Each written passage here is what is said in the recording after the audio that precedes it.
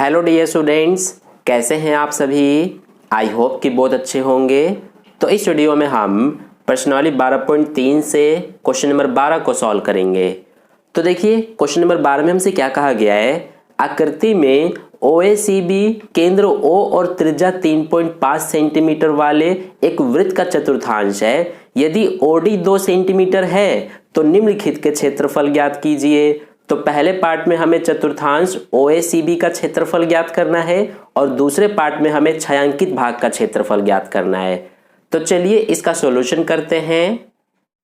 तो देखिए इसका सॉल्यूशन कैसे करेंगे हमें इस क्वेश्चन के लिए इस तरह की एक आकृति दी हुई है। ये हमारा OACB ये एक चतुर्थांश है, यानी कि एक पूरे वृत्त का ये चौथा हिस्सा है। तो इसकी त्रिज्या हमें 3.5 सेंटीमीटर दिया हुआ है। तो इसकी त्रिज्या ये B से लेकर O तक यही इसकी त्रिज्या है जो कि 3.5 सेंटीमीटर है। इसके अलावा ये जो AO है ये भी इसकी त्रिज्या ही है, तो ये भी 3.5 सेंटीमीटर ही होगी। इसके अलावा हमें OD 2 सेंटीमीटर दिया हुआ है। तो देखिए OD यानी कि यहां से लेकर यहां तक ये हमें 2 सेंटीमीटर दिया हुआ है। तो इसमें दो पार्ट में क्वेश्चन पूछा गया है। पहले पार्ट में हमसे पूछा है चतुर्थांश OACB का क्षेत्रफल, यानी कि जो ये OACB ये जो पूरा चतुर्थांश है इसका हमें क्षेत्रफल ज्ञात करना है। और दूसरे पार्ट में हमसे छायांकित भाग का क्षेत्रफल पूछा गया है, यानी कि जो ये छायांकित भाग आप देख रहे हैं सिर्फ इतना, इसका हमें क्षेत्रफल ज्ञात करना है।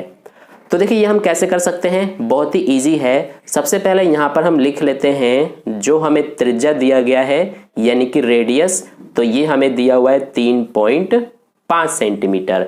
इसके अलावा देखिए ये जो चतुर्थांश है इसमें ये जो कोण होगा ये 90 डिग्री का होगा, यानी कि समकोण होगा।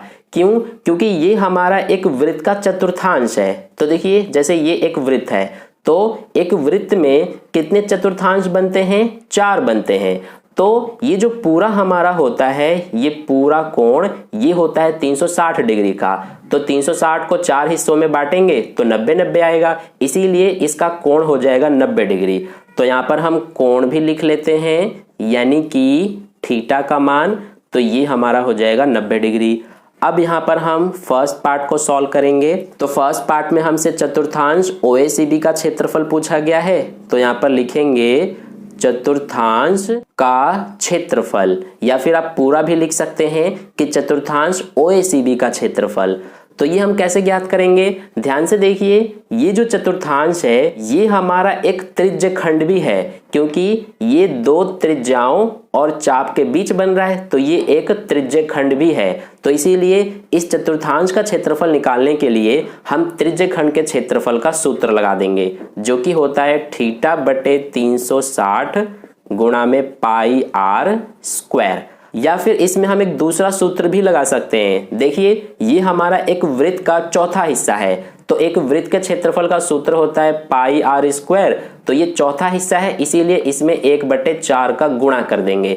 तो ये सूत्र से भी आप कर सकते हैं या फिर इस वाले सूत्र से भी कर सकते हैं, ठीक है। तो अब इसमें सबका मान रखेंगे। थीटा का मान हो जाएगा 90 बटे में क्या है 360 गुणा में पाई का मान हमें लेना है 22/7 गुणा में r स्क्वायर। r देखिए 3.5 सेंटीमीटर है, तो यहां से हम पॉइंट हटा के इसको लिख देंगे 35/10, क्योंकि पॉइंट के बाद एक अंक है इसीलिए पॉइंट हटेगा तो नीचे 10 आ जाएगा। गुणा में 35/10 दो बार, क्यों? क्योंकि स्क्वायर लगा हुआ है। अब देखिए ये 0 से 0 कटेगा, ये 9 एकम 9, 9 चौक 36 कटेगा। इसके अलावा ये 7 एकम 7, 7 पंजे 35, ये 5 एकम 5, 5 दूना 10, ये 2 के पाड़े से 1 बार में और ये 2 के पाड़े से 11 बार में। इसके अलावा ये 5 सत्ते 35 और ये 5 दूना 10 कट जाएगा। तो देखिए क्या बचा ऊपर 11 और 7, तो 11 सत्ते 77 बटे में क्या बचा 4 और 2, तो 4 दूना 8, यानी कि 77/8 77/8 और ये सेंटीमीटर स्क्वायर, यही हो जाएगा इस चतुर्थांश का क्षेत्रफल। यानी कि ये हमारा फर्स्ट पार्ट का आंसर हो गया। अब यहाँ पर हम करेंगे सेकंड पार्ट को। तो देखिए सेकंड पार्ट में हमसे क्या पूछा है, छायांकित भाग का क्षेत्रफल, यानी कि जो ये छायांकित भाग है इसका क्षेत्रफल ज्ञात करना है। तो ये हम कैसे कर सकते हैं, इसके लिए हम क्या कर सकते हैं कि पूरा जो चतुर्थांश का क्षेत्रफल है उसमें से अगर हम ये देखिए एक त्रिभुज बन रहा है तो इस त्रिभुज का क्षेत्रफल घटा देंगे तो ये हमारा छायांकित भाग का क्षेत्रफल आ जाएगा। तो ऐसा ही अब हम करने वाले हैं। तो यहाँ पर सबसे पहले लिख लेते हैं कि छायांकित भाग का क्षेत्रफल। तो ये हमारा कैसे आएगा, अभी मैंने आपको बताया कि सबसे पहले हम जो चतुर्थांश का क्षेत्रफल है इसको लिखेंगे और चतुर्थांश के क्षेत्रफल में से हम घटा देंगे जो ये त्रिभुज है इसका क्षेत्रफल। तो यहाँ पर लिखेंगे त्रिभुज का क्षेत्रफल। अब देखिए यहाँ पर चतुर्थांश का क्षेत्रफल है तो ये तो हमने पहले से ही यहाँ निकाल लिया, तो इसकी जगह पर हम इसी को लिख देंगे 77/8 माइनस में त्रिभुज का क्षेत्रफल है। तो त्रिभुज के क्षेत्रफल का क्या सूत्र होता है, ये होता है हमारा 1/2 गुणा में आधार गुणा ऊंचाई। तो देखिए आधार इसका ये हम ले लेते हैं तो ये 3.5 है, तो यहाँ पर हम पॉइंट हटा के 35/10 लिख देते हैं। इसके बाद गुणा में ऊंचाई, ऊंचाई हम इसको लेंगे D से लेकर O तक, तो ये 2 सेंटीमीटर है इसीलिए 2 लिख। तो देखिए ये हमारा हो गया। हमने क्या किया है, त्रिभुज का क्षेत्रफल का जो सूत्र होता है 1/2 गुना आधार गुना ऊंचाई, ये हमने लगाया है। तो आधार हमारा ये हो गया BO और ऊंचाई ये हो गया DO। अब देखिए इसको सॉल्व करेंगे तो सबसे पहले ये 2 से 2 कटेगा, इसके अलावा ये 5 7 35 और 5 दूना 10 कट जाएगा। तो देखिए क्या बचा, ये बचा 77/8 माइनस में ऊपर 7 और नीचे 2 बचा हुआ है यानी कि 7/2। अब इसको आगे करेंगे तो बाकी हम यहाँ पर कर लेते हैं। तो 8 और 2 का एलसीएम करेंगे तो 8 आएगा, 8 से इस 8 को भाग करेंगे तो 1 आएगा, 1 का 77 में गुणा करेंगे तो यही आएगा। माइनस में 2 से 8 को भाग करेंगे तो 4, 4 का 7 में गुणा, 4 7 28।